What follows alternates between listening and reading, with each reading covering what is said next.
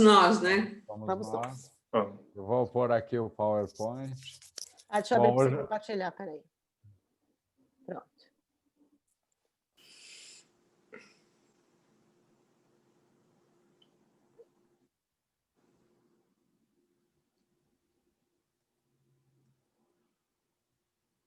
Ué, Aqui. tá. Então tá, hoje é o final, né, do texto do Freud, do mal-estar. Na próxima aula eu nem vou propor nenhuma bibliografia muito específica, mas depois, se vocês quiserem, que eu vou falar um pouco sobre formação de massa, psicanálise e democracia. Tá? Na próxima. Mas essa para a gente terminar, como era o texto principal, né? Então vamos lá.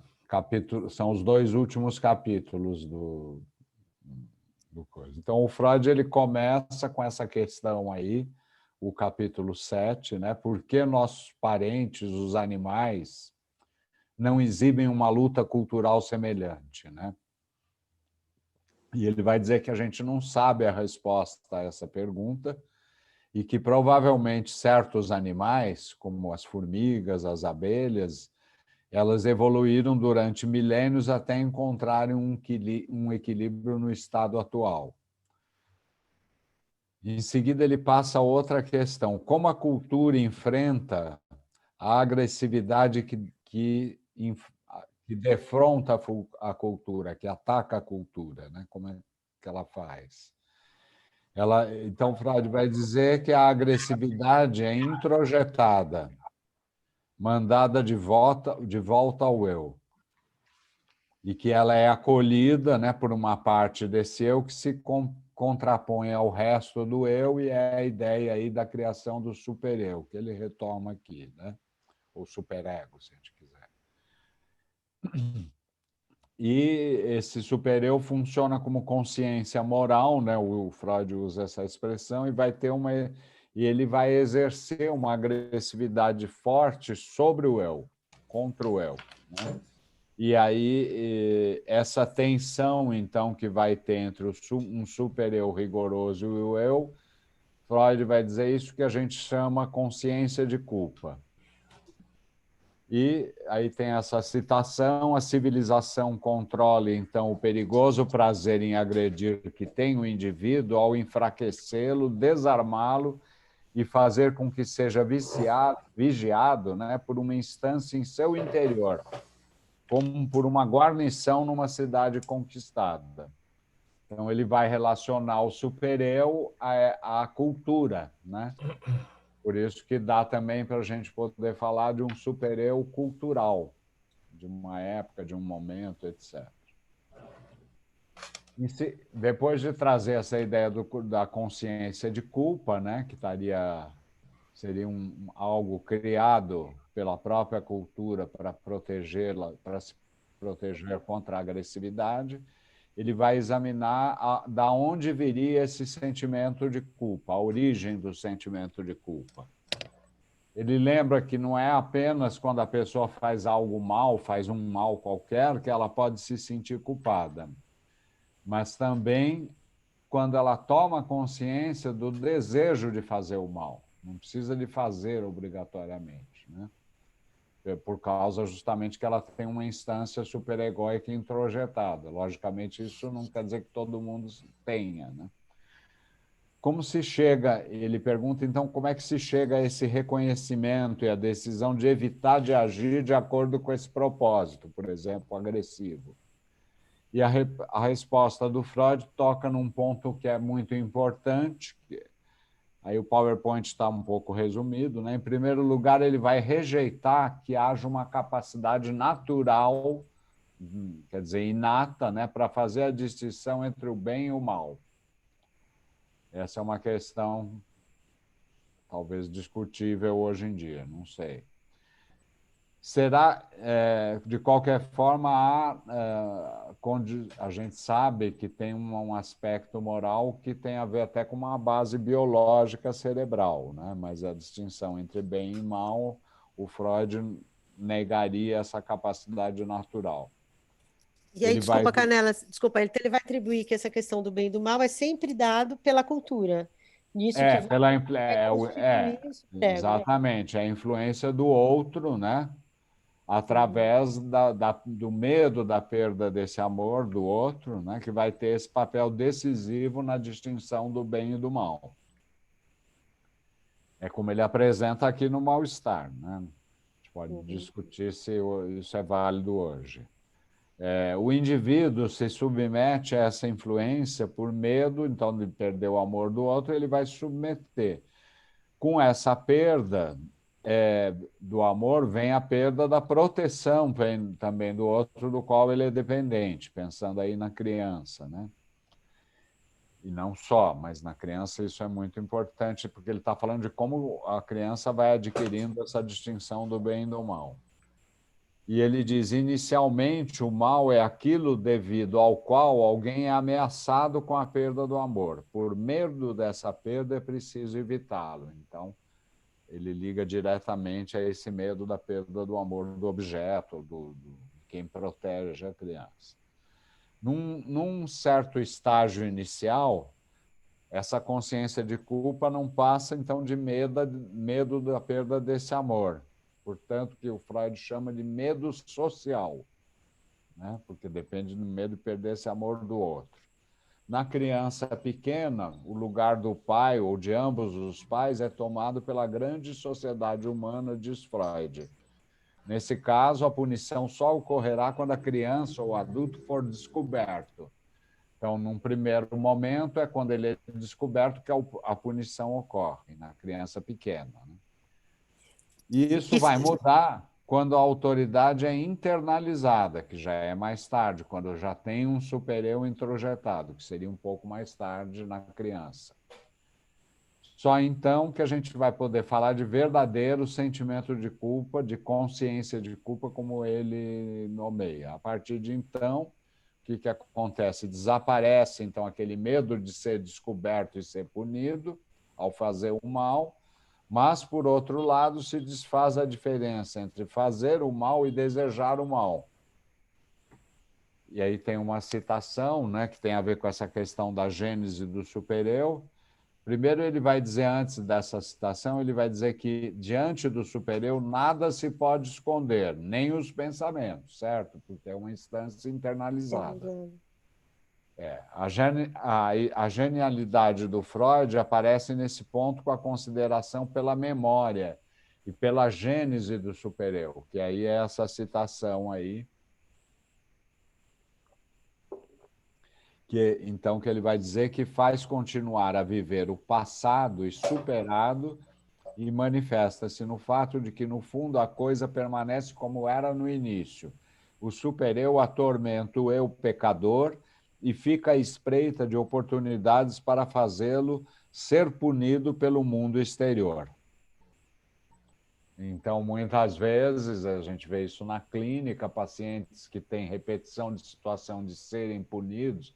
Imagina aí que o pessoal que trabalha com escola, então é bem interessante essa questão, acabam tendo um supereu muito feroz que cria situações para ser punido.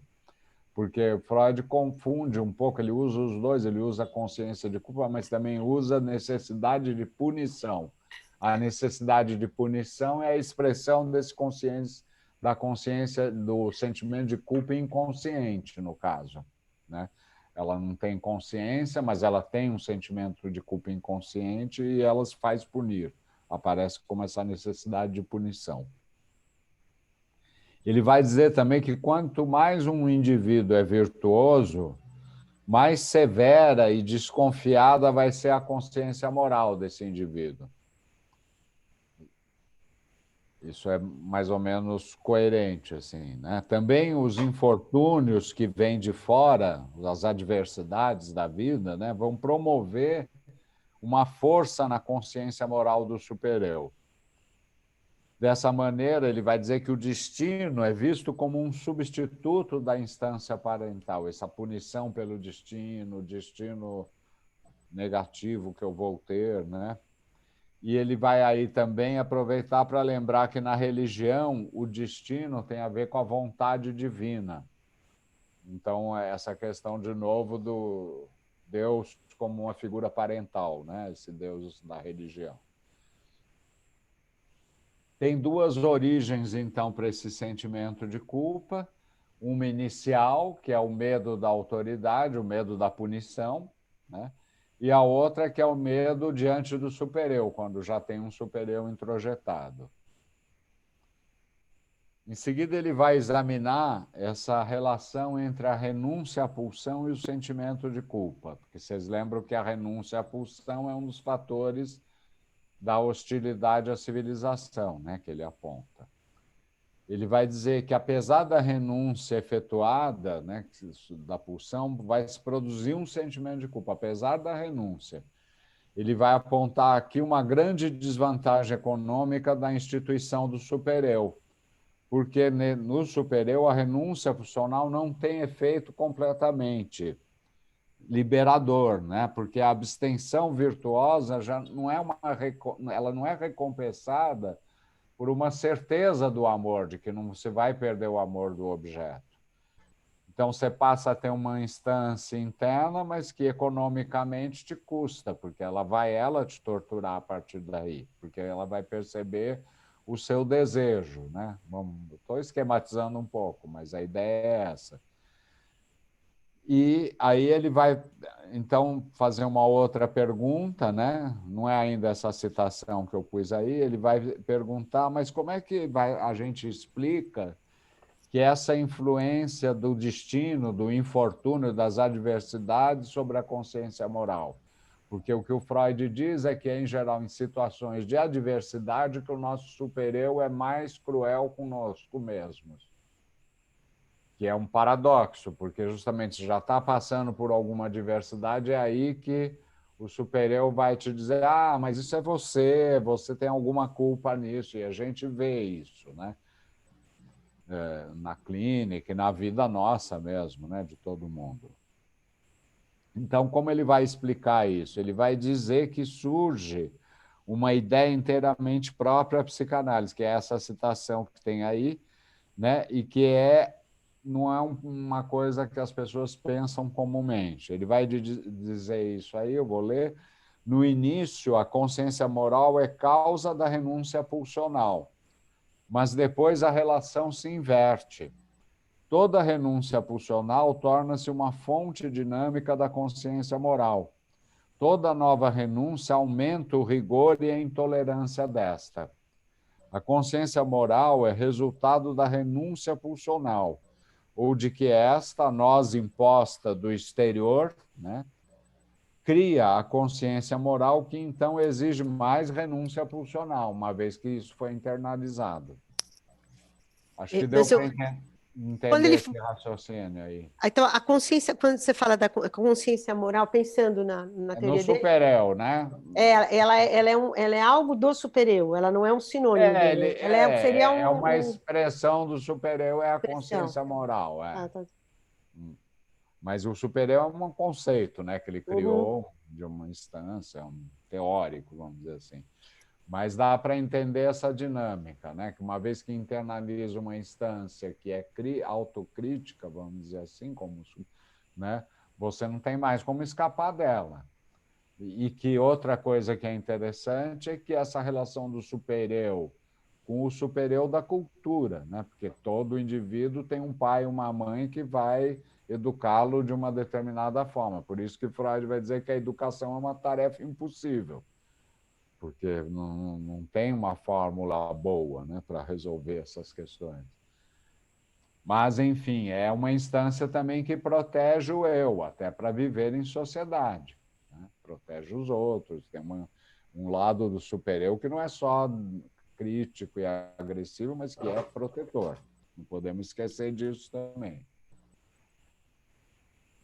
Bom, em seguida, ele vai tomar como exemplo a pulsão de agressão, ou destrutiva, se a gente quiser. Com a renúncia a essa pulsão, o que acontece? A agressividade não é satisfeita e ela é acolhida pelo supereu e aumenta a agressividade desse contra o eu. Ele tem essa hipótese, então, na medida em que há uma renúncia à agressividade, você é obrigado a renunciar, ela aumenta a agressividade do próprio supereu contra o eu. Então, a criança pequena vai ter uma agressividade vingativa contra a autoridade que impõe para ela as primeiras e as mais intensas renúncias às satisfações, né? Que são as mais precoces, que são muito intensas. Mas ela é obrigada, a criança pequena, a renunciar a essa agressividade vingativa, diz o Freud. Então, ela vai recolher dentro de si uma autoridade inatacável que, então, se torna o seu super-eu. Ele formula assim. Então, tem essa frase aí, o super-eu entra, assim, em posse de toda a agressividade que a criança gostaria de exercer contra a autoridade. E essa citação, a relação entre eu e super-eu é o retorno deformado pelo desejo de relações reais entre o eu ainda não dividido e um objeto externo. Quer dizer, um eu que ainda não tinha um super-eu internalizado e um objeto externo. Isso é complexo, tudo isso, porque também tem as questões das identificações, que eu não vou abordar, mas que tem um papel aí, porque a criança se identifica também. E o super-eu, que é, em geral, introjetado pela criança, tem muito a ver com o super-eu dos pais, da mãe e do pai. Porque eles também tiveram super-eu, né? A transmissão cultural aí que se faz através desse, como que seria que isso se coordena aí com os conceitos do Freud dessa segunda tópica, eu, super-eu e id, né? Você pode só, desculpa, se você puder voltar só lá na sequência, quando ele fala que é o retorno deformado pelo desejo de relações reais, né? Quer dizer, de relações, no caso, reais mais precoces, né? Porque ainda não havia um super-eu internalizado da primeira infância, vamos dizer assim, né? De um eu ainda não dividido, não tendo um super-eu dentro dele, não dividido nesse sentido, né? Uhum. Quer dizer, quase como se ele reproduzisse, quer dizer, essa relação do eu com o super-eu, ela, de uma certa forma, ela reproduz essas relações originais deformadas pelo desejo, é isso? Que ele fala, Sim, sim, é o retorno, é uma repetição disso. tem uma marca disso, vamos dizer assim, né? Quer dizer, tem uma história essa relação entre o eu e o super-eu que tem a ver com a história real dessas primeiras relações da infância. Aqui ainda ele está num modelo, porque a Melanie Klein depois vai falar de um super-eu arcaico, de um super-eu precoce. Ele não fala disso, né? Freud, o super-eu aqui é o super-eu que se formaria da entrada na latência, com a dissolução do complexo de Édipo, a renúncia aos objetos parentais. É nesse sentido aqui, é bem freudiano mesmo, né? Logicamente, porque é o Freud que escreveu e ele aqui escreve numa linguagem mais simples que em outros textos. Ele está resumindo um pouco as ideias dele, né? Por outro lado, ainda não está aí no resumo, ele afirma, né? E aí nesse trecho ele cita Melanie Klein, que a agressividade do super-eu não é proporcional à severidade do tratamento que a criança recebeu. Então, não é uma coisa direta aí, Silvia, né? Tem a ver, mas ele relativiza isso em seguida, dizendo que seria incorreto exagerar essa independência. Quer dizer, tem a ver, mas não é só isso. E ele cita porque Melanie Klein vai colocar um aspecto inato, né?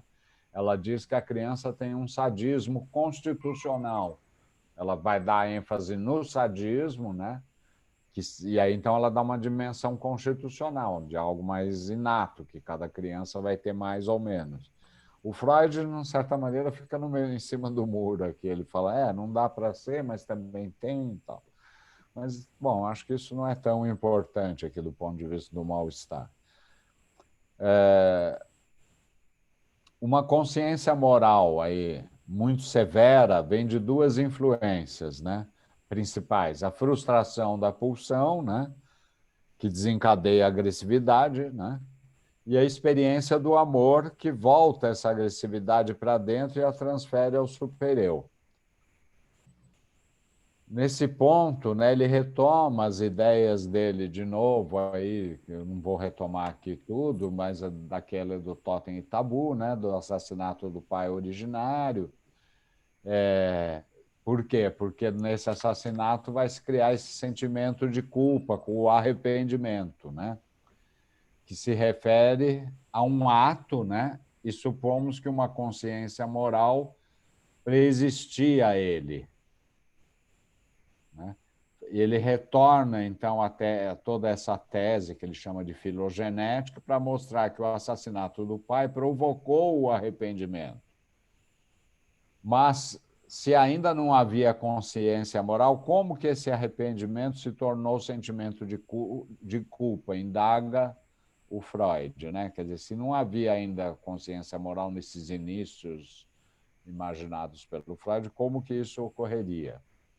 Aí essa citação dele.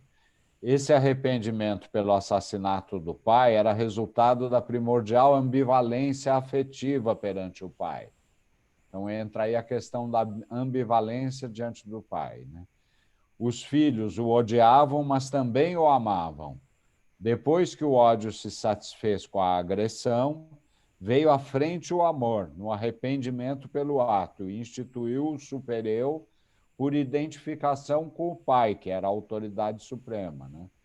Deu-lhe o poder do pai, como que por castigo pelo ato de agressão contra ele cometido, criou as restrições que deveriam impedir uma repetição do ato. De certa maneira, ele transpõe, como a gente já tinha visto, a história individual construída pela psicanálise, pelas teorias dele, para essa história arcaica do homem, vamos dizer, né? É muito parecido, a gente pode ver com essa citação, por exemplo. Quer dizer, de alguma maneira, como se o super-eu tivesse um nascimento lá num início mítico, nessa horda primitiva e tal. Aí entra também essa ideia do Freud nessa necessidade que ele tem de estar sempre procurando uma base na ciência, e no caso, né, da etnologia da época e tudo mais, porque ele cita alguns autores. Bom, mas vamos para frente. Então, aí a relação desse sentimento de culpa na cultura e no indivíduo, né? Bom, ele continua dizendo que o amor está na gênese da consciência moral, por causa dessa história do arrependimento, e que o sentimento de culpa é fatidicamente inevitável, então, né?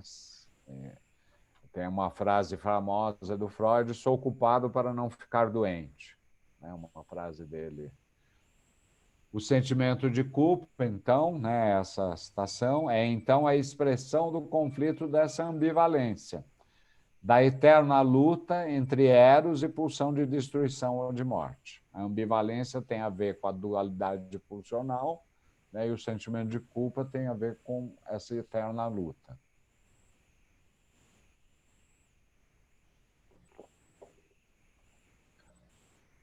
Esse conflito aparece inicialmente na família, né, constituindo o complexo de Édipo, e também é fortificado nas relações humanas com os outros seres humanos, né? E a cultura obedece ao impulso erótico de unir os homens, ela vem desse impulso, e está intimamente ligada a ela o acréscimo do sentimento de culpa. Então, o sentimento de culpa está intimamente ligado à cultura, devido ao conflito da ambivalência primordial, eros, pulsão de morte. Tá? Então, isso, ele examinou o sentimento de culpa, o supereu, daí abriu essa brecha que outros autores desenvolvem, de um supereu da cultura, né? De um supereu internalizado na cultura. Então, a gente poderia pensar que, na verdade, quer dizer, o que a cultura faz é reforçar esse sentimento de culpa pela experiência dessa ambivalência, né? Amor e ódio, que a Melanie Klein vai trazer mais cedo do que o Freud, né? É.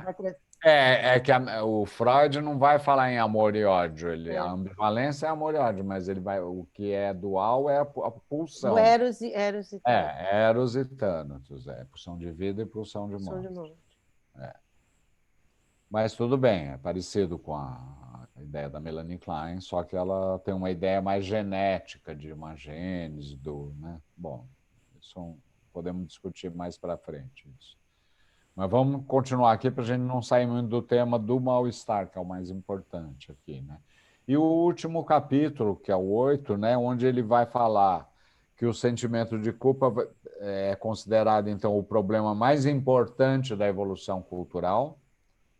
E ele também insiste que boa parte é inconsciente, a gente vai ver aqui, que o preço do progresso cultural vai ser a perda da felicidade pelo acréscimo do sentimento de culpa, e que a relação entre o sentimento de culpa e a consciência, no sentido de tornar-se consciente, é colocada pelo Freud como especial e até agora não compreendida, que é essa questão, o que seria um sentimento de culpa inconsciente, né?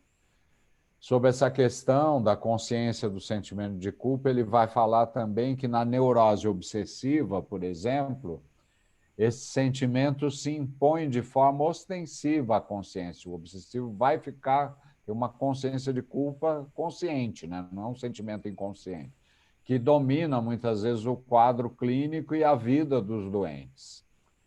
Em outras neuroses, na maioria das vezes, ele é totalmente inconsciente. E aí, nesse caso, é por isso que ele diz, podemos falar, então, de um sentimento de culpa inconsciente. Quando esse sentimento é inconsciente, o paciente, então, o que acontece? Ele resiste em aceitar, porque ele é inconsciente, certo? Desconhecido do paciente. Para convencê-lo, é aí que ele usa, então, ele muda para a ideia de uma inconsciente necessidade de punição. Ele não vai falar para o paciente que ele tem um sentimento de culpa inconsciente, ele falaria que o paciente tem uma necessidade inconsciente de se punir, que é diferente, né? Que é a expressão, que é o que o paciente pode, talvez, notar quando ele repete situações, por exemplo, quando ele se faz punir, né?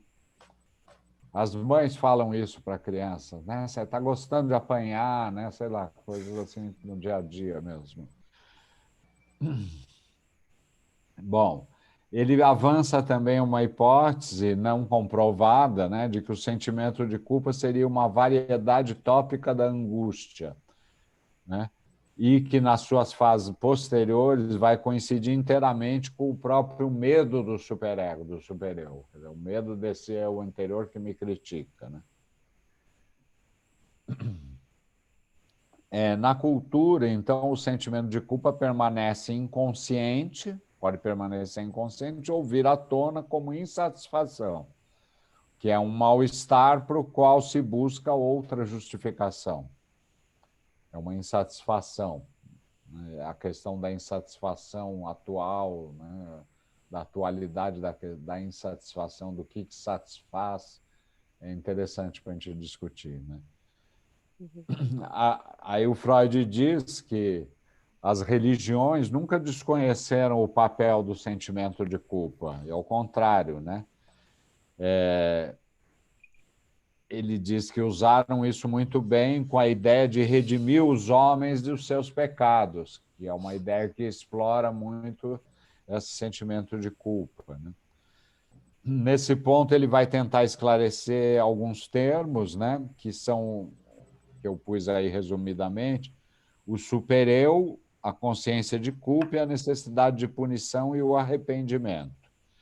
Ele vai dizer o supereu é uma instância psíquica, né? Então é um conceito da metapsicologia. A consciência moral é uma das funções que atribuímos ao supereu. Aí a questão da Silvia também, né? Quer dizer, uma função que é vigiar os atos e as intenções do eu, julgá-lo, né? Exercendo uma atividade de censura, censória, se a gente quiser. Então, é uma função do supereu, né? Isso ele coloca aqui no mal-estar. E aí tem essa citação que é o sentimento de culpa, a dureza do supereu, é então o mesmo que a severidade da consciência moral é a percepção do eu de ser vigiado assim, a apreciação da tensão entre seus esforços e as exigências do supereu, e a angústia diante dessa instância crítica que está na base de toda a relação. A necessidade de punição é uma expressão pulsional do eu, o qual, por influência do supereu sádico, tornou-se masoquista, o eu, né? Quer dizer que ele utiliza, com o fim de uma ligação erótica com o supereu, uma parte da pulsão de destruição interna que está presente nele. Aqui retoma um pouco o que eu tinha falado do masoquismo guardião da vida também. Esse aspecto que uma parte da destrutividade tem que ser ligada, erotizada, porque senão o eu é destruído, né? Que ele vai chamar depois de masoquismo erógeno, né?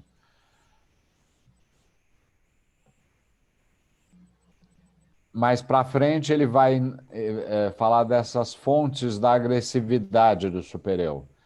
Ele vai dizer que na clínica a gente observa que quando tem uma frustração de uma satisfação pulsional erótica, isso vai levar a um aumento do sentimento de culpa, inconsciente ou não, né? Ele toma o processo do recalque, né, que é traduzido no Brasil como repressão, sim, que é essa citação. Quando uma tendência pulsional sucumbe à repressão, seus elementos libidinais se transformam em sintomas, seus componentes agressivos em sentimento de culpa. Então é interessante que o sentimento de culpa, o Freud vai acabar ligando muito à pulsão de morte, né? E a destrutividade e a agressividade. Ele vai dizer aí, então, que a luta entre Eros e pulsão de morte vai caracterizar o processo cultural que se desenrola na humanidade, mas também o desenvolvimento do indivíduo, né? E essa luta desvendaria o segredo da vida orgânica. Quer dizer, a vida orgânica é o resultado dessa luta de vida e morte. É interessante isso, né?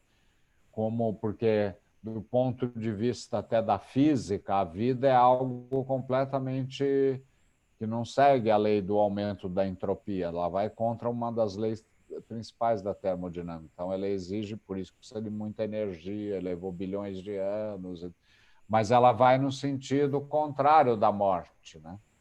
Mesmo, estou falando do ponto de vista até biológico mesmo, do sentido da vida. E o Freud segue muito essa ideia. Ele, como sempre, a biologia é sempre um horizonte que está ali para ele. E o Darwin aí é importante, né, como autor que influencia ele.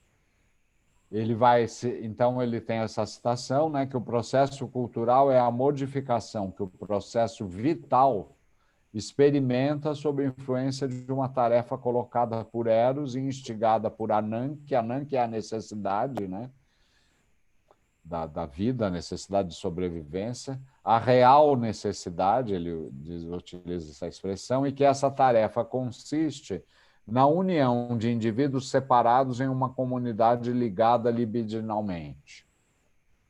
Então, o processo cultural é a modificação que esse processo vital de luta entre vida e morte experimenta sob a influência colocada por Eros, pulsão de vida, instigada pela real necessidade, porque tem que sobreviver, e que essa tarefa consiste, do processo cultural, essencialmente na união de indivíduos separados em uma comunidade ligada libidinalmente. É importante aí porque o processo cultural tem a ver com essa união, né, dos indivíduos. A gente podia pensar que, dentro dessa lógica, quer dizer, você tem lá, vou usar a palavra, sei lá, um organismo, né, que é esse indivíduo que vai ter que se ligar a outros pela necessidade e pela sexualidade, enfim, por esse ele precisa desse outro. Né? E esse, vamos dizer assim, esse molho que se forma nessa união que é o que ele chama de processo da cultura, que é o que é essa trama que se estabelece nessas relações. Sim. E que, quer dizer, na verdade, que vai alimentar a sobrevivência desse organismo individual, né, isolado, e, ao Aham. mesmo tempo, alimenta uma lógica que sustente essa rede. Né? Quando você Sim, fala desse superego cultural, né? Ele faz sim, essa ponte. sim. E isso não tem nenhum juízo de valor aí, porque pode ser um grupo terrível que se forma, onde os indivíduos se unem para matar os outros, por exemplo, mas pode ser, quer dizer, tem várias dimensões, né? Mas de qualquer jeito vem desse processo, a ideia dele desse processo vital, né, que é a vida mesmo, instigado diante da necessidade da sobrevivência, de viver, né? Porque Uhum. aí tem a ver com o trabalho, né? Você precisa trabalhar, o trabalho é uma necessidade para o homem sobreviver. E essa ideia do amor, eu fiquei pensando E do amor, do aquele grupo amor. daquele cara que matou a Sharon Tate, como é o nome dele? Mason, Charles né? Manson.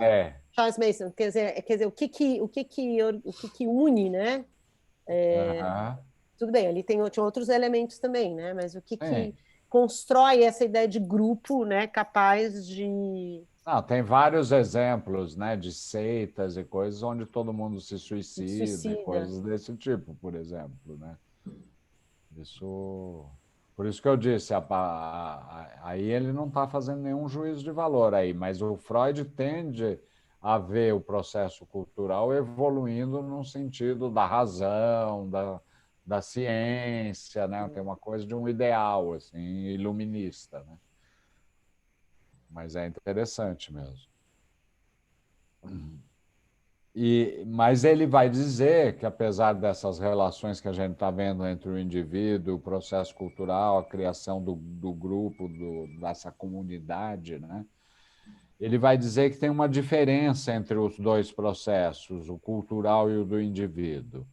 Qual seria? No indivíduo, vai se conservar como meta principal a busca de prazer, achar a satisfação da felicidade, né? Mas também a necessidade leva à aspiração de união com os outros, por exemplo, para ter mais gente trabalhando, para colaborar. Essas duas metas no indivíduo, uma meta mais egoísta e uma meta que ele chama de mais altruísta, competem, sendo que a meta da busca da felicidade, do princípio do prazer, é a mais forte no indivíduo, né?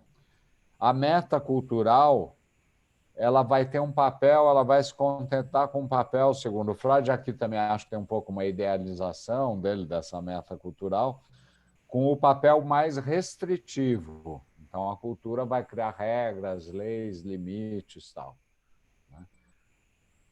É o contrário no processo cultural. A meta predominante é de criar essa unidade, essa possibilidade de convivência desse grupo, né, de indivíduos. E muitas vezes a meta do princípio do prazer despreza totalmente os outros, né? Então, se for pegar a risca isso, no limite o desejo pode ser assassino, certo? Então, mesmo um desejo erótico, né? A gente vê isso na clínica também. Então, na vida, e aí o Freud então faz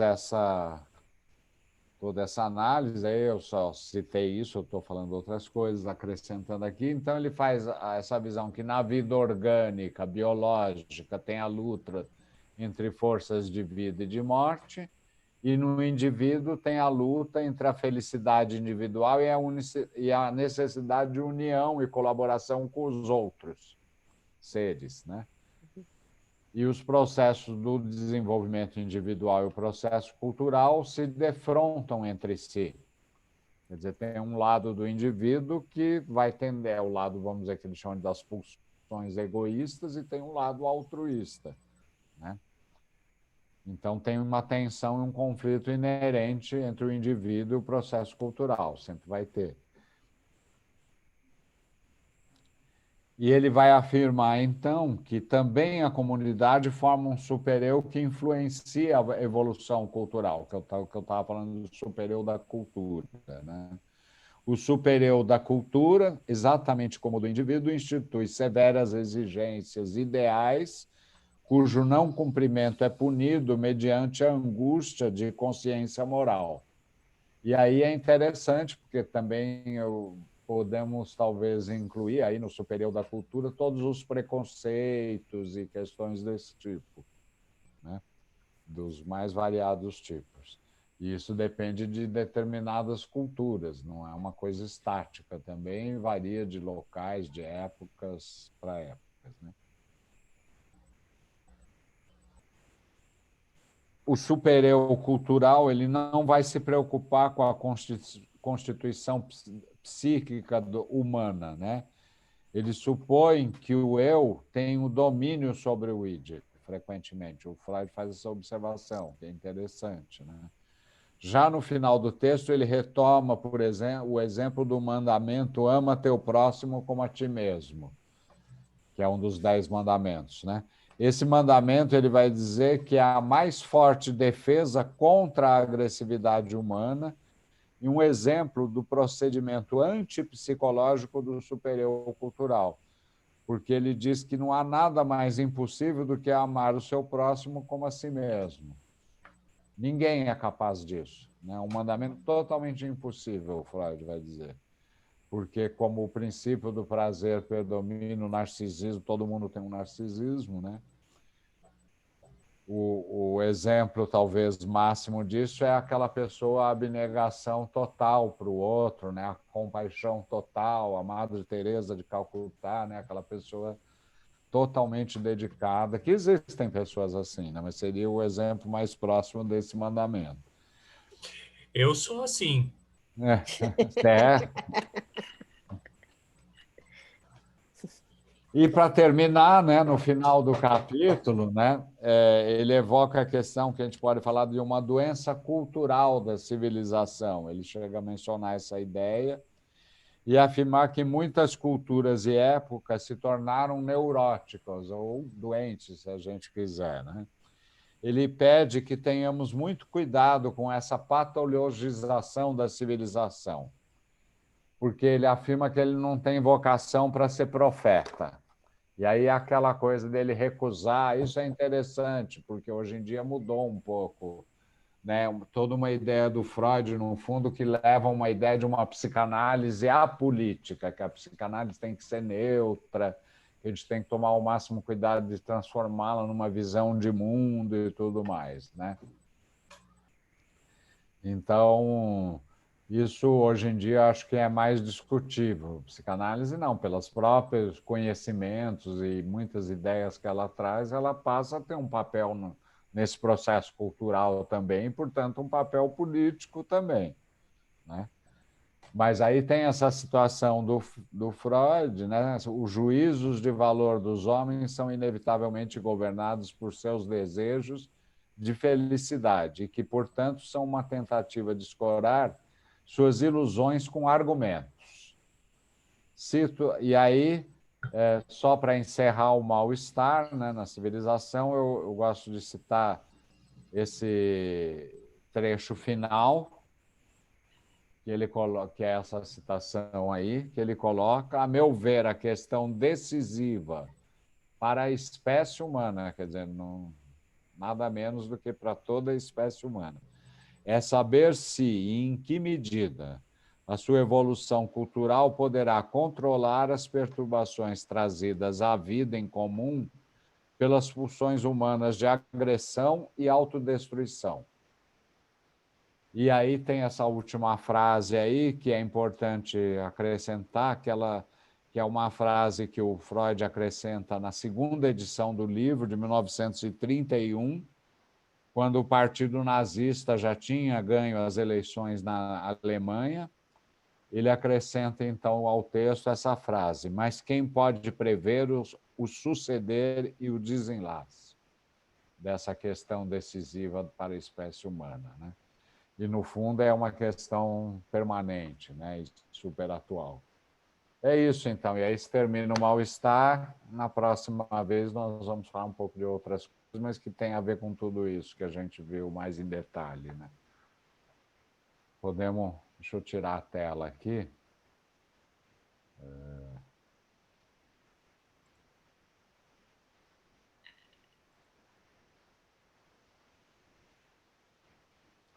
Agora vocês falam que eu estou com a garganta seca e rouca. Bom, mas então toma uma água aí que eu queria fazer uma Eu vou pergunta. tomar. É. É verdade. Bom, enfim, chegando ao final do texto, né, e tal. E assim, é um texto que tem uma multiplicidade de hipóteses e assuntos e possibilidades. Sim. É avassalador, né? Ele não, ele não segue uma tese, ele apresenta 38 teses. Fala de várias coisas, né? Fala de várias coisas, de várias coisas. O que, ao, ao fim do texto, me dá a mim, como leitor, uma dificuldade de estabelecer uma visão de conjunto do texto. Assim. Uhum. Enfim, do que ele está falando exatamente. Né? Eu tive essa dificuldade várias vezes no meio da leitura e ao fim da leitura também. Então, eu queria perguntar um pouco isso para você. Eu tenho minhas justificativas para essa pergunta, mas, enfim, não queria entrar nisso por enquanto. Qual, na sua opinião, se é que é possível falar numa tese, se é que é possível falar numa ideia central, numa ideia norteadora desse texto, na sua opinião, qual seria, se é que é possível falar nisso, se é que isso existe?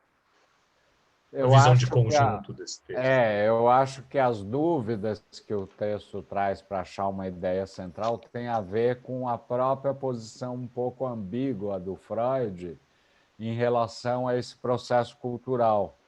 Porque, horas, a gente tem a impressão que ele está querendo falar, não, existe um caminho cultural de evolução no sentido dessa cultura, e horas dá a impressão que não, que ele não está dando...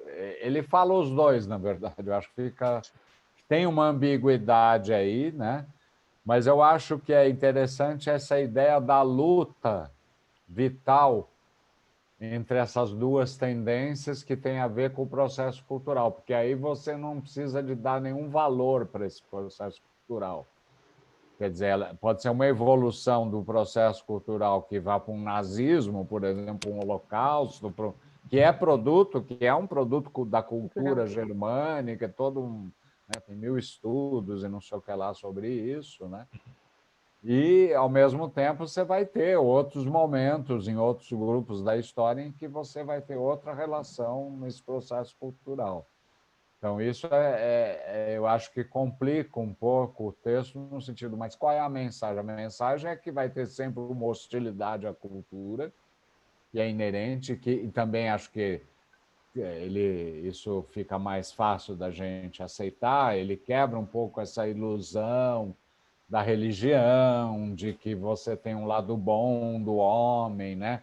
Mesmo das ideias marxistas, porque muitas vezes, não talvez o próprio Marx, porque o Marx também fala, vamos criar um homem novo, um mundo novo, como se houvesse essa possibilidade. Acho que isso o texto dele mostra que não dá, porque isso vai ficar mais claro na aula que vem, porque eu vou pegar um dos textos que eu vou pegar é porque a guerra, né? Então aí ele desenvolve mais essas ideias. Mas eu acho que uma ideia forte é essa, dessa luta, né, que tem a ver um pouco com a ideia da dualidade da pulsão de vida e pulsão de morte, permanente, dinâmica, só que fica uma certa ambiguidade, porque o Freud, na verdade, ele tem um processo cultural que ele acha que é o melhor, que é uma visão mais ideológica, iluminista do próprio Freud, que eu acho que todo mundo pode ter. Eu, por exemplo, me sinto mais próximo de uma visão dessas, né? Mais próximo da filosofia das luzes, da racionalidade humana, da ciência, de valores assim. Mas a gente sabe o quanto que isso é complexo, né? Hoje em dia, porque aí entra o Freud também não era um filósofo, apesar de ser um grande pensador, ele não é um filósofo, não tinha, né, tinha uma formação, mas, né, que tinha suas limitações. Eu acho que esse é um ponto interessante mesmo, acho que revelar a hostilidade à cultura, que a cultura ela essa outra ideia do superego cultural também acho que é interessante, né? Porque vai funcionar de maneira muito clara em certas situações, né? Hoje em dia, acho que isso tudo está sendo muito...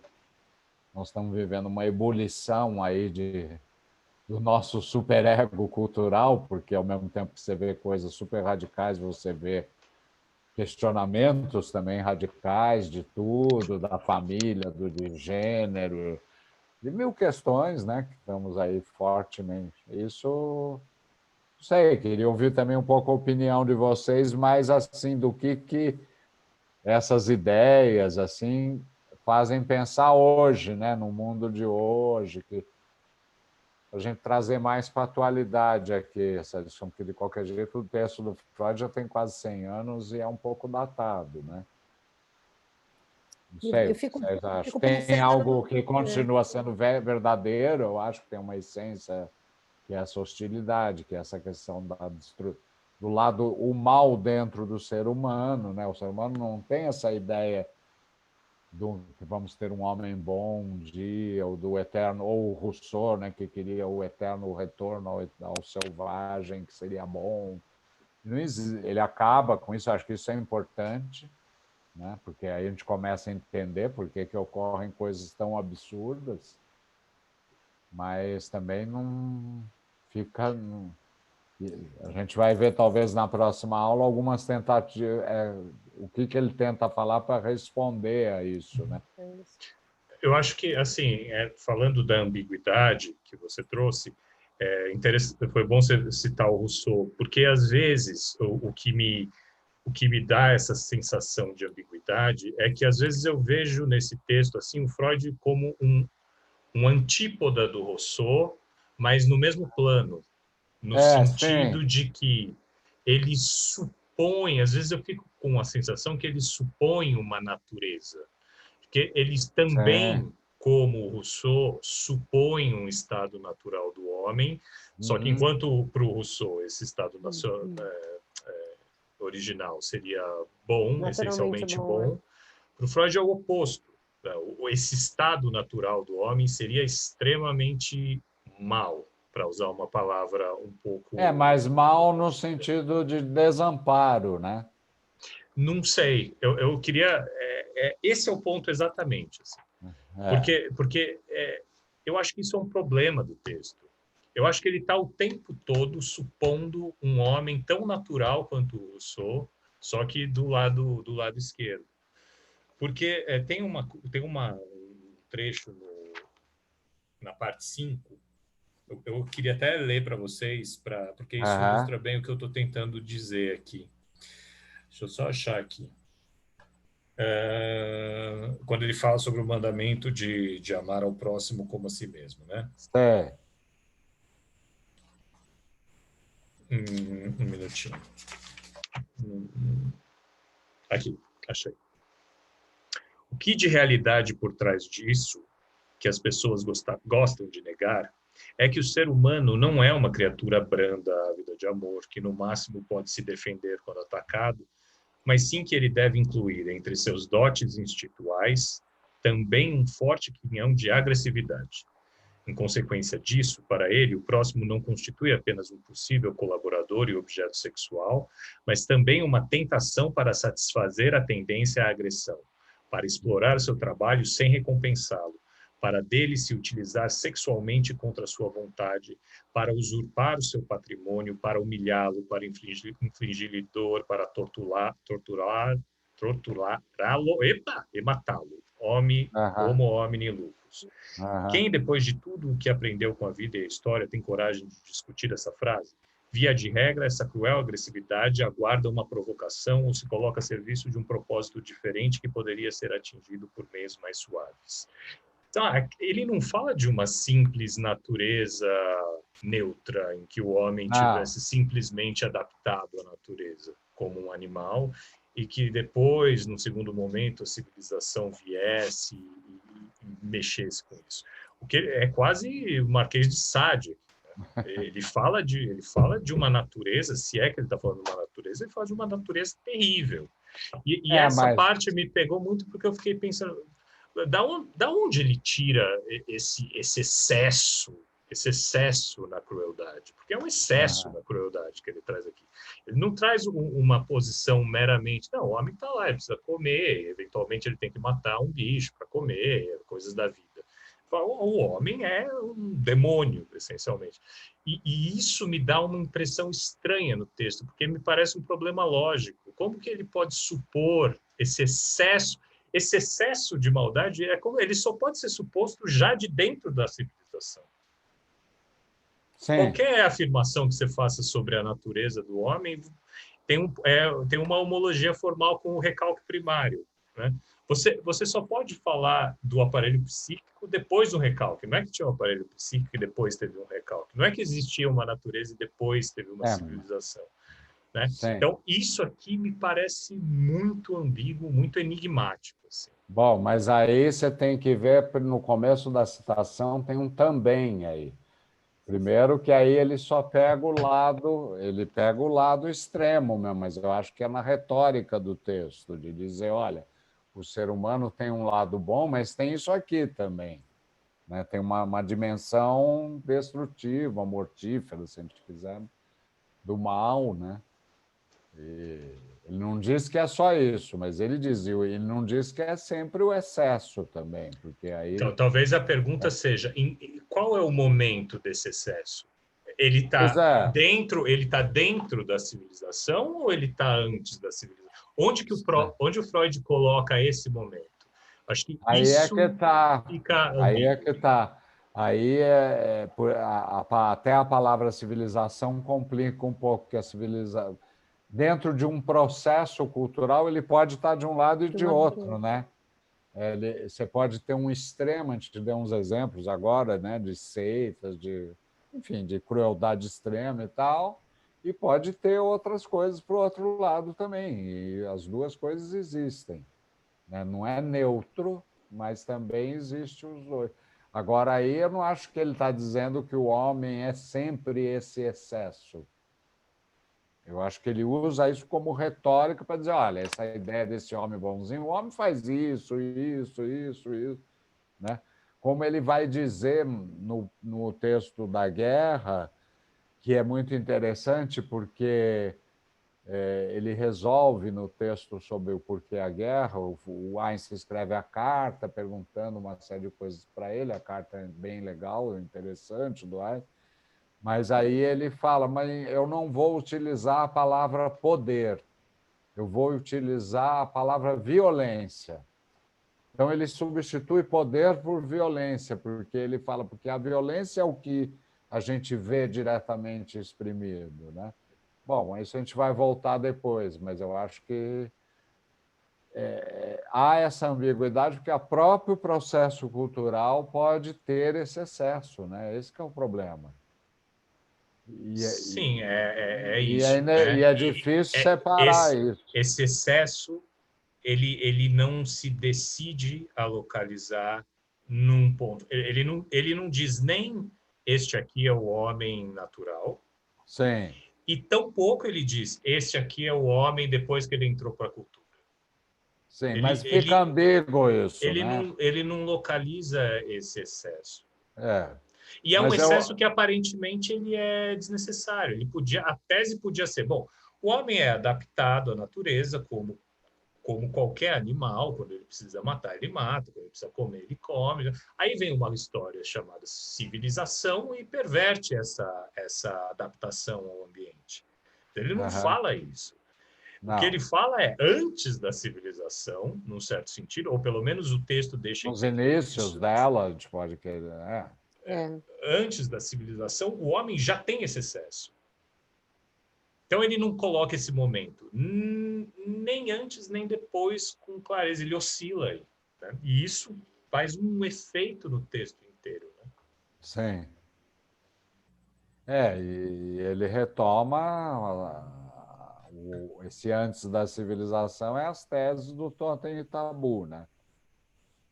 Isso. O Freud ele tem essa coisa com os inícios míticos, né? É um problema na obra dele.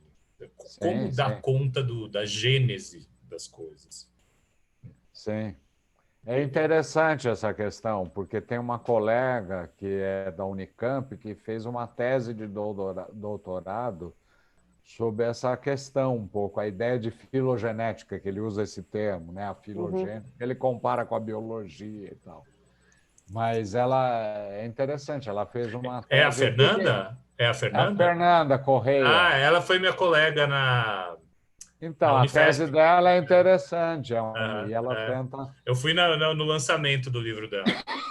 E ela tenta dar, quer dizer, eu achei bem legal o jeito que ela encara, porque ela vai dizer, na verdade, o Freud constrói, mas ele tira tudo isso dessa clínica e da construção metapsicológica, né? Porque o próprio Lévi-Strauss tem um debate, né, quer dizer, não com o Freud, mas com as ideias do Freud, que ele retoma. Ele acha, por exemplo, que a questão do incesto, porque ele não se conforma que o Freud não coloca isso como fundante da civilização, primeiro passo para a civilização, né? Ele recrimina o Freud, fala, mas o Freud fez tudo, falou da ordem, tal. Ele devia ter posto o incesto. E eu me lembro que a Fernanda discute esse ponto na tese dela, no texto dela. E ela traz argumentos para mostrar que o Freud realmente estava muito mais, né? Tem uma carta para o Ferenczi que ela cita também, que é mais legal ainda de ler, porque ele conta uma historinha assim da civilização, né? A horda primitiva, ele vai falando como se fosse de um indivíduo, é interessante.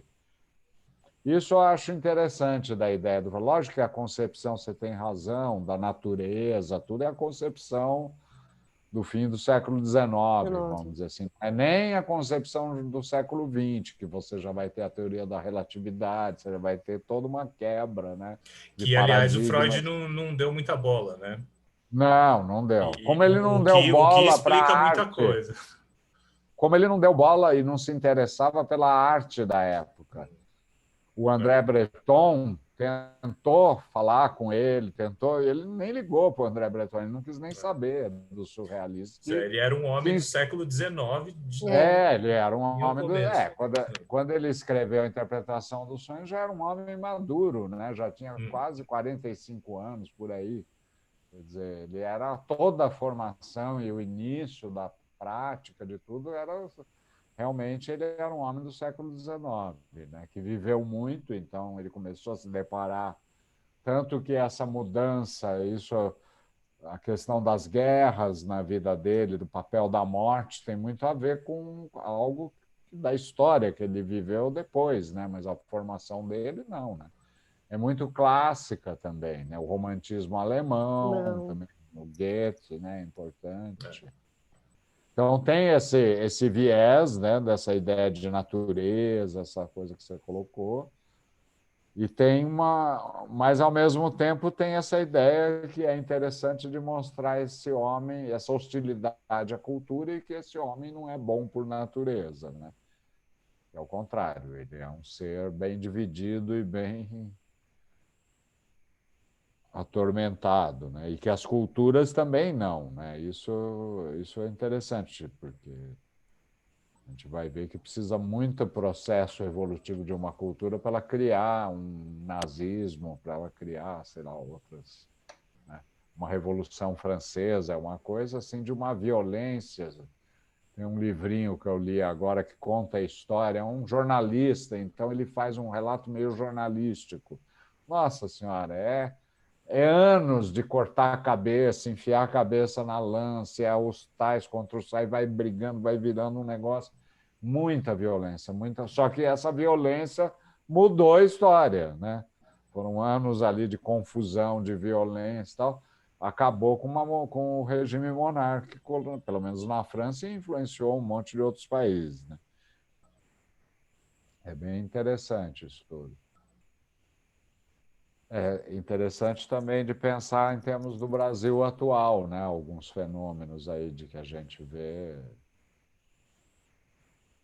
Aí é complicado, porque a gente vê hoje um ataque à cultura no sentido de ciência, de conhecimento, de artes, né?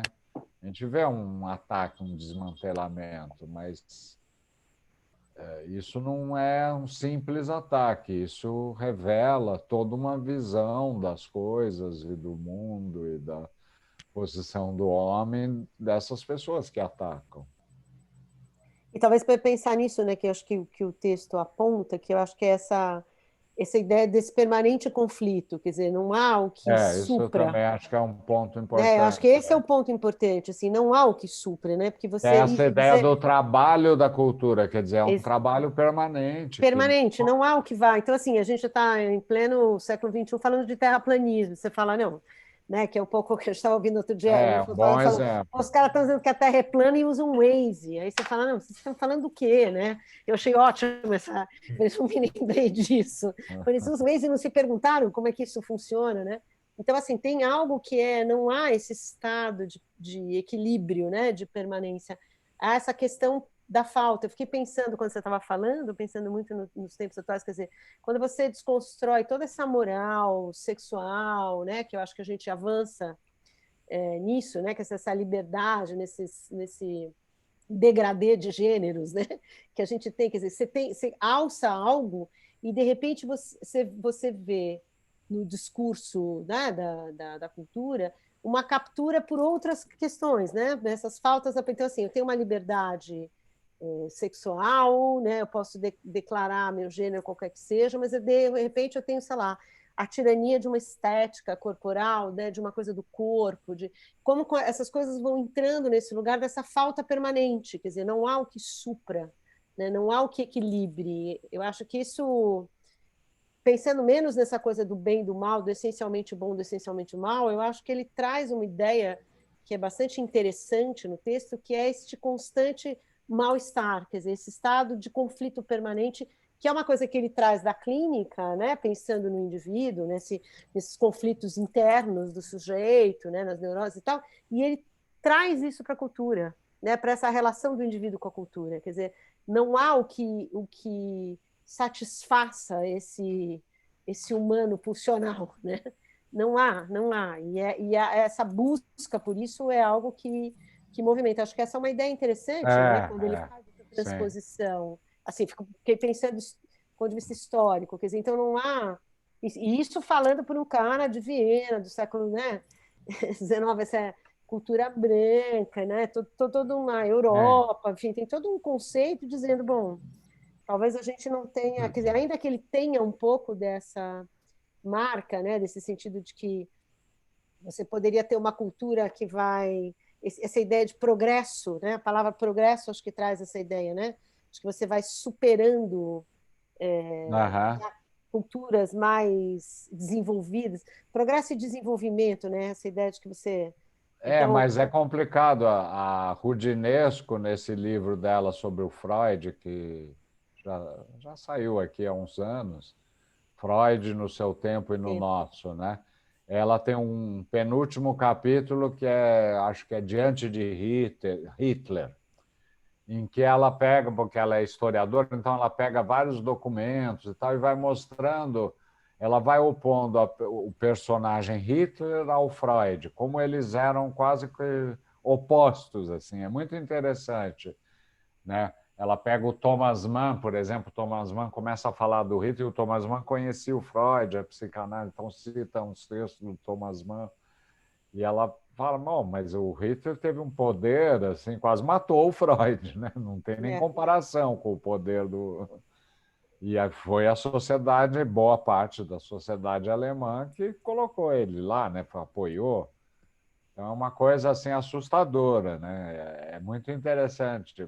E aí ela vai defender essa visão mais das luzes, iluminista do Freud. Porque ela vai dizer, acima de tudo, a grande diferença entre que o Hitler era um péssimo aluno, que foi um fracassado, ele tentou fazer artes, tentou toda uma história de fracassos, né? E acaba indo, e também de uma família pobre. O Freud não é uma história de fracassos, né? Mas o outro criou e chegou a um poder extraordinário de líder, né? De uma nação. Não, é interessante esse capítulo Tem tudo a ver dela. com o que a gente está vivendo hoje, né? Tem tudo a ver, dá uma Tudo a sensação ver, até né? Porque tem isso, assim, vamos eu não negar, né? consigo, eu não consigo ter uma sensação de que que algo aconteceu no tempo, assim, que uma questão de uma temporalidade, né? O que a gente está percebendo agora, talvez, né? Parece que a gente volta, né, no tempo, parece que é muito estranho isso. E isso mostra o quanto que essa civilização ou esse processo cultural é frágil, né? E é variável e está E sujeito rompe com mesmo. essa lógica de um desenvolvimento, né? De que você, depois que você chegou numa etapa, supostamente você estaria numa etapa elevada, acima, né? Teria É, superado coisas. Não, você tem uma coisa que é um movimento sim, que não segue essa lógica, porque é isso, você tem a sensação de um retrocesso numa certa medida, né? Mas que sim. pode estar ancorado nessa ideia de um desamparo específico, né? Quer dizer, que esse sentimento de desamparo que agrega, acho que na psicologia das Que massas ele fala um tem, pouco isso, né? Que é o que me acolhe no meu desamparo, né? que tem a ver com a noção de castração, de falta, né? De algo que é constituinte do humano, né? Questão da finitude também, e também a própria evolução da própria ciência e da tecnologia, né? Porque você tem uma evolução assim sem fim e que parece que vai para um abismo, né? Essa coisa que vai, né? A tecnologia que vai rápido e que vai evoluindo e que vai ao mesmo tempo explorando o planeta, porque você precisa de elementos minerais e tudo mais, e que essa produção exagerada, essa coisa do capitalismo de crescer, crescer, não pode não crescer,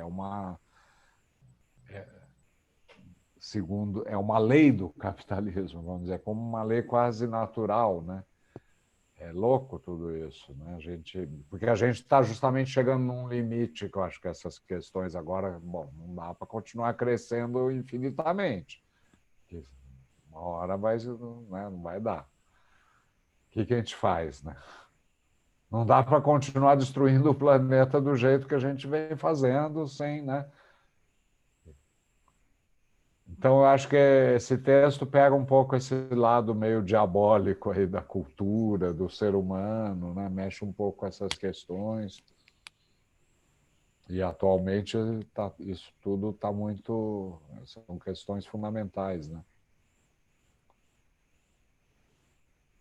E acho que essa crítica, não, isso que ele fala da religião, né, que desconstrói também essa lógica dessa moral cristã, né, que é isso, né, não há, quando ele fala dessa coisa, né, não há bem ou mal, né, Aham. essencial. Isso Ele é fala, ele algo mostra, a religião utiliza muito isso, né? Para a promessa de uma vida no paraíso ou no inferno, após a morte. Ele várias vezes vai pegar.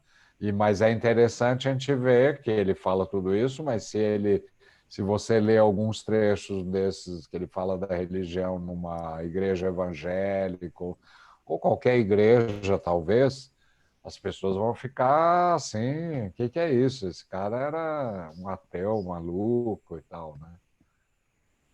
Porque está muito forte, as questões religiosas estão muito atuais também, né? No mundo, seja qual for a religião, né? É interessante isso, né? talvez até pensando nesse contraponto, né, de acreditar naquilo que o Pablo estava falando, não da ciência, mas um cientificismo, né? Quer dizer, de uma crença de Sim. que tudo se responde pela ciência. Uma vez que isso não dá certo, então se vai para É o, um né, cientificismo, porque a própria ciência sabe muito bem que é o contrário. A ciência é ter questões, é ter dúvidas. Ela não termina, ela evolui, né? Mas é verdade, há uma ideologização da tecnociência, porque a tecnologia tem a ver também, né? Não é só a ciência. É a ciência e a tecnologia que é criada, que é fabricada e que gera lucro e que gera desejo e que, nossa, e que está transformando tanto o nosso mundo nesse século, né? Não dá que nem acho para imaginar muito. Ainda bem que eu já estou meio velho, porque eu não consigo imaginar o que vai ser daqui uns. tem aquele filme Minority Report, né, que eles leem É, pela pela íris, né? E aí o cara troca o olho para não ser reconhecido, muito louco, né? É um pouco esse lugar. Não, tem umas coisas bem delirantes já rolando hoje, né? Esse transhumanismo, essas correntes, se tornar o homem imortal. Quer dizer, aí obviamente vai ser alguns privilegiados, né?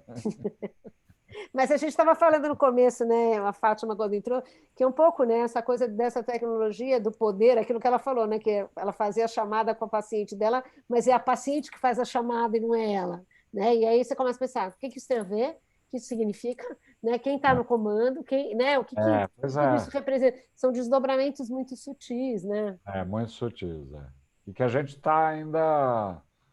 E, pelo jeito, vem muito mais, porque agora tem essa questão da inteligência artificial que está começando, mas que, quando a gente lê um pouco sobre isso, é meio assustador. Tem uma dimensão... Ela vai saber mais de mim do que eu mesma. Pois é, mas já sabe, né? Tem um documentário que fala lá da campanha do Trump, que foi influenciado e tal. Tem um psicólogo de Stanford que pesquisa isso, de redes sociais. Ele fala que as redes, pelos os dados, o data, né, o big data, você sabe mais, os dados sabem mais sobre você do que a sua mulher, a sua mãe, seu pai e você mesmo. Ele afirma isso categoricamente, falando que é tantos elementos que se tem da pessoa, né? É louco isso, né? E isso quebra um pouco também com as fronteiras, né? Acho que isso é outro ponto complicado para caramba. Que isso que eu fico também pensando assim, evolução, o que é evolução em tempo real, né? Pois é. Porque a gente só consegue ter noção de realidade em tempo vivido, né? A não ser que ele seja histórico, que aí você vai ver em que tempo que isso existiu. Mas evolução, progresso, né? Quando você falou agora do capitalismo, é uma coisa que eu penso também. O mote do capitalismo é crescer, crescer. E eu sempre penso, crescer até onde? Não vai dar, né? Não tem como crescer, crescer. E aí eu penso nesses impérios, aí volta a história, né? Já existiu, né? Roma, já existiu Grécia, já existiu o Austro-Húngaro, já, né? E ele chegou numa evolução, chegou num progresso, chegou numa coisa que estourou, né? E a gente fala, não, agora a gente chegou num ponto, numa civilização que já melhorou muito, né? Mas o que é essa melhora, né? E, de novo, é em tempo real, é no tempo que a gente está vivendo. O que é melhor agora, né? É complicado isso, né? Por um lado, tem melhoras, né? Por um lado, sei lá, se vive mais, tem melhor qualidade para uma série de coisas. Você controla a dor, né? Numa certa medida, né? A gente conseguiu ter um controle sobre a dor, né? De alguma forma, sobre o sofrimento. Várias coisas. Várias coisas. As doenças, tudo, tem, é lógico que tem, né? Até a ideia das mudanças mesmo que ficam no mundo, né? É verdade, né? Freud começou a elaborar a teoria, escrever todos os textos, ele tinha 45 anos, como você falou, já numa época que não se vivia muito mais do que 50 anos, né? Sim. E ele viveu 80 e produziu pra caramba, né? E hoje você tem uma quantidade de pessoas que vivem, né, 70, 80, 90, Fala, você tem 70 anos, nossa, você é jovem. Eu falei, como é jovem? Jovem não, você é outra coisa. Mas, né? Se falar que é conservado é pior que se sente um picles. Assim. Conservado também não. Dá para falar assim, nossa, nos Múmia, dias de picles. hoje você ainda tem muito tempo para viver. A mensagem é isso. essa. Exatamente essa. Mas isso tudo muda.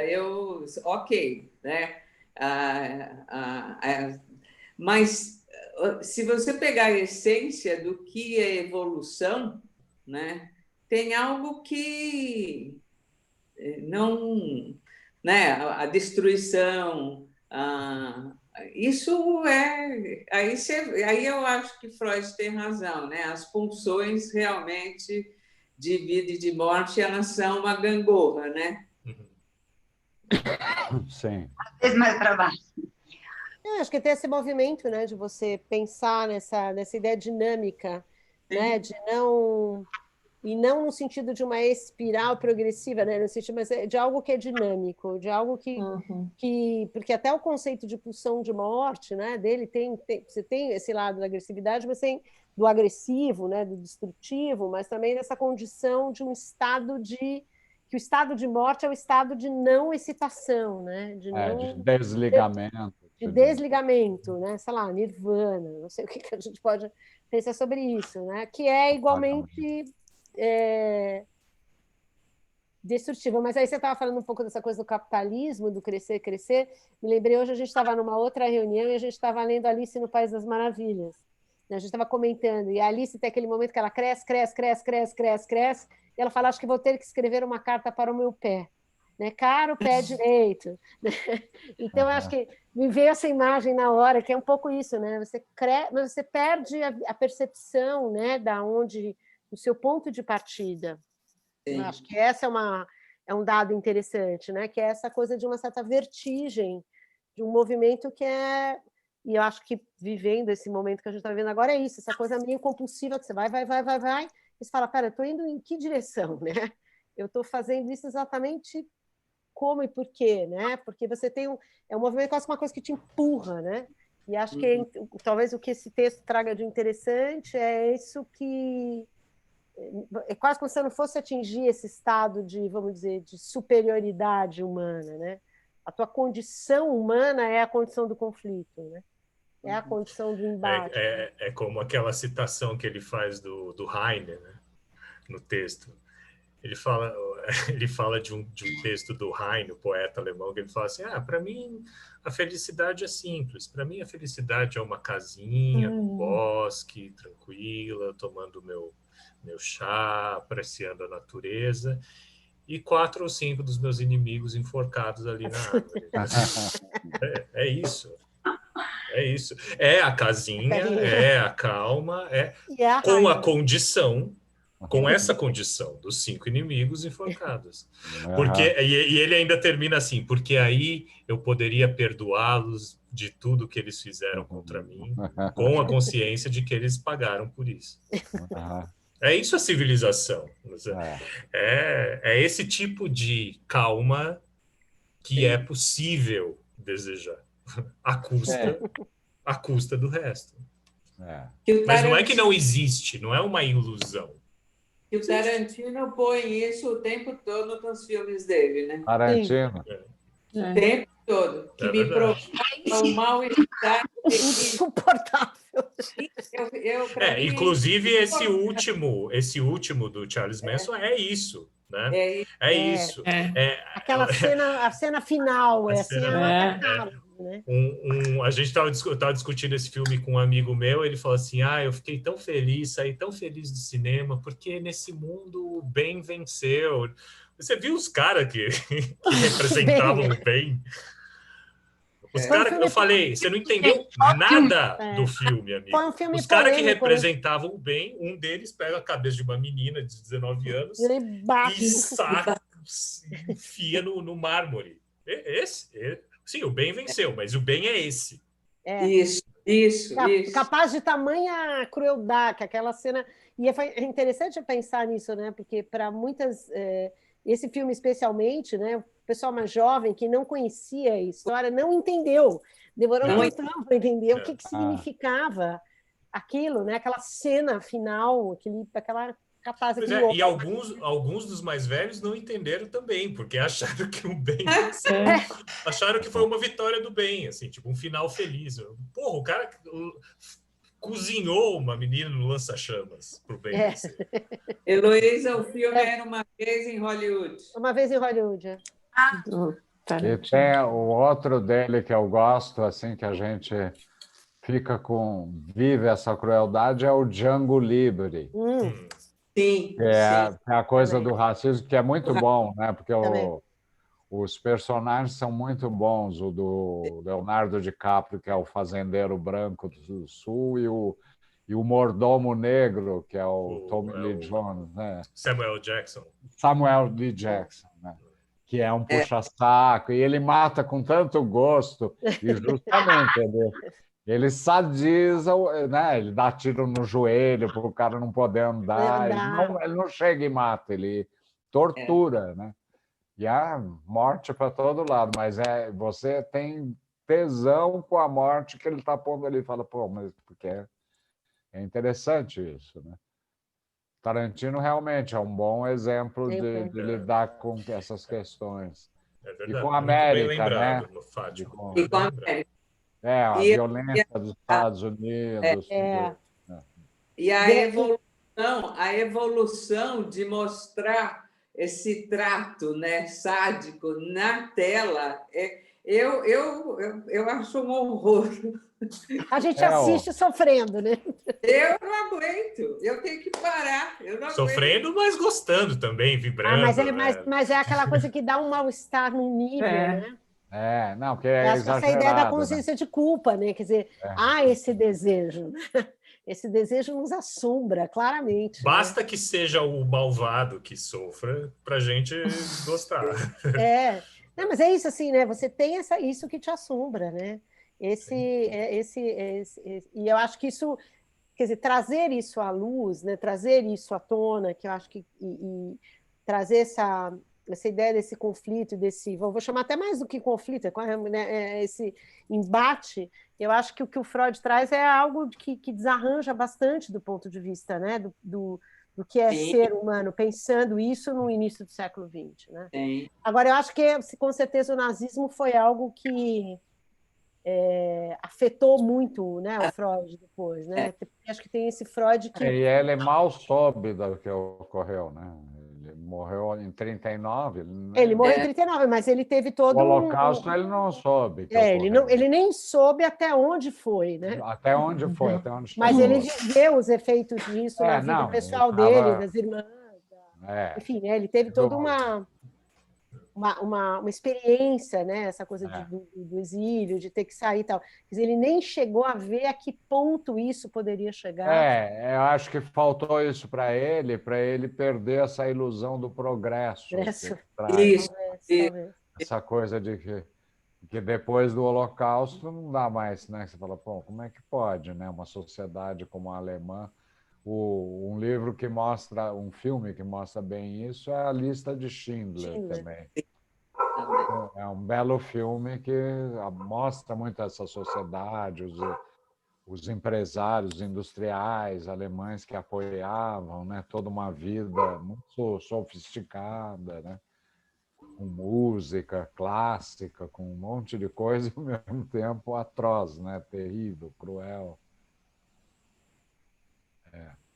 Bom, acho que estamos na hora. Estamos no horário, né? Bom, então se você indicar, se você recomendar alguma leitura, você nos encaminha? Eu vou aflorar, assim, tocar de leve no Psicologia das Massas, mas eu vou pegar algumas coisas, e o outro texto que eu vou também citar um pouco é o Porquê a Guerra.